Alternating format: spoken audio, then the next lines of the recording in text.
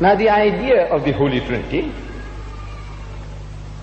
in which the Christian, the bulk of Christendom, including the Anglican Church, the Roman Catholics, the Presbyterians, the Lutherans, the Methodists, almost as a whole, they believe in this thing called the Holy Trinity. In the Christian Catechism of the churches, they say, I'm quoting, that the Father is God, the Son is God, and the Holy Ghost is God. But they are not three gods, but one God. This is the Father is Almighty, the Son is Almighty, and the Holy Ghost is Almighty. But they are not three Almighties, but one Almighty. It continues. I'm quoting the Catechism. So the Father is a person, the Son is a person, and the Holy Ghost is a person. But they are not three persons, but one person. I am asking, what language is that? Is that English? It sounds English, but this is not English. Person, person, person, but not three persons, but one person. I said, what language is that? What is a person in your language, you English people? Tell me, you Americanized Englishmen. Tell me, what is a person in your language? If you and your two other brothers are identical triplets, we can't make out the difference between the three of you. You are all identical. If one of you commit murder, I am asking, can we hang the other? You say no. I say, why not? You all look alike. So he tells me, no, he is a different person. What makes him a different person? It is his personality. If the personality is different, he's different. And when you say, the Christian says, in the name of the Father, and the Son, and the Holy Ghost, I say you have three distinct mental pictures in your mind. When you say Father, you don't think of the Son. When you say the Son, you don't think of the Holy Ghost, are you? Yeah. And these three pictures, you can never superimpose and create one. There'll ever be three in your mind. Unless the mind is diseased, you say these three I see as one. The three will ever remain three. And the Bible tells us in the Gospel of St. Luke, chapter 2, verse 21, when he was 8 days old, he was circumcised. God getting circumcised?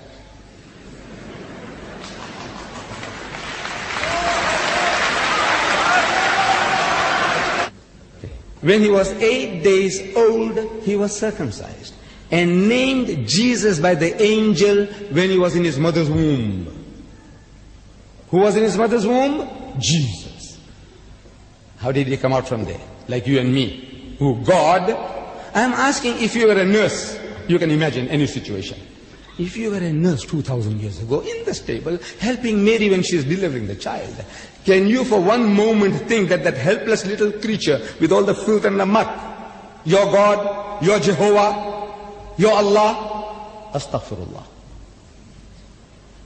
No, the human mind, it repels the idea that this puny little creature, which made his mother impure for 40 days, that's what the Bible says, she had to be purified after 40 days. What made her impure? The birth of a holy God making her impure? No, it's a human child, like you and me. It made Mary impure for 40 days.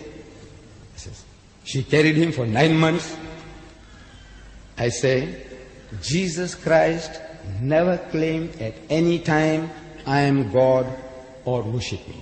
On the contrary, he said, my Father is greater than I. He said, my Father is greater than all. John chapter 20 verse 29. He said, I can of my own self do nothing. John chapter 5 verse 30. He said, I can do nothing. God can do everything, anything. Except. Our brother Shorosh was saying that God can become a man. He can do anything. I said, no, he can't do anything. Am I limiting God? I says, no. I am telling you and I challenge people to prove to me that God Almighty, He can create another God. He is uncreated, He can create another uncreated. He is eternal, from the beginning which has no beginning, now He can create another equal to Him. Where? How? As soon as He creates somebody, He's created. That means he can't create an uncreated. Look, this is common sense. He can't create another God. Can he make another father? There will be 2 fathers, then he can make a dozen fathers, can't he? So my Hindu cousins are more consistent. They believe in millions of God, anything is God, everything is God. He's more consistent, he's more reasonable.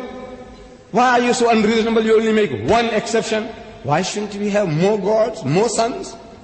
Physical sons? No, he says, and further, he can't throw me out of his kingdom. This God Almighty. Can he throw you out of his kingdom, out of his dominion? Is there a place outside his dominion where he can throw you out? Can he? He can't. Can you imagine him throwing you out? Where can he throw you out? He can obliterate you, yes. He can finish you up, yes. But he can't throw you out of his dominion, out of his rule. He can't. Now that doesn't mean he's limited. This is how powerful he is. His dominion extends over the heavens and the earth. Everywhere, whatever you can think or imagine and beyond. So where can he throw you? See, God Almighty does. He can do anything, but what he does are godly things. God must do godly things. He doesn't do monkey tricks. Look, I don't expect Brother Shorosh to do monkey tricks, nor do you expect me to do monkey tricks here. Do you? A man comes so many thousand miles away from Africa. Another brother comes so many thousand miles from America to do monkey tricks here. What do you expect us to do? If somebody told you that, Didat and the Shorosh, they're having the dance in front of the stage. Would you believe it? Would people believe you? So we don't expect these people, these godly people to come along and do, jiving here. No. God Almighty, he does godly things. He doesn't do ungodly things. The Anglicans in England today, they are a little more reasonable than the evangelists. There was a shock survey of Anglican bishops in June last year, here in the UK. And more than half of England's bishops say Christians are not obliged to believe that Jesus Christ was God. No more, you don't have to believe. If your salvation and mine depended upon that, because your salvation, if you are a Christian, the Christian believes that Jesus must die as a God. Because one man can't carry the sins of the world. If he died on the cross, we say they didn't kill him and they didn't crucify him. We prove the point in July here. We will not go into that. But the Christian must believe that Jesus must die as a God and not as a man. Because one man can't carry the sins of the world. So God died? You are asking. You believe that God died? You say He is eternally mortal and He died. So once He dies, what happens to His creation? The power, where it's coming from, this power that's coming into this hall here. The substation or the head station. If they switch it off there, what can you do with all your switches? Finish, you're gone. You are in darkness. If God Almighty, if His light is extinguished, who runs His universe? Who kept it going? For 3 days and 3 nights He was away in the tomb, as the Christians, the dead. For 3 days and 3 nights. For 3 days and 3 nights, who was controlling the universe? Who?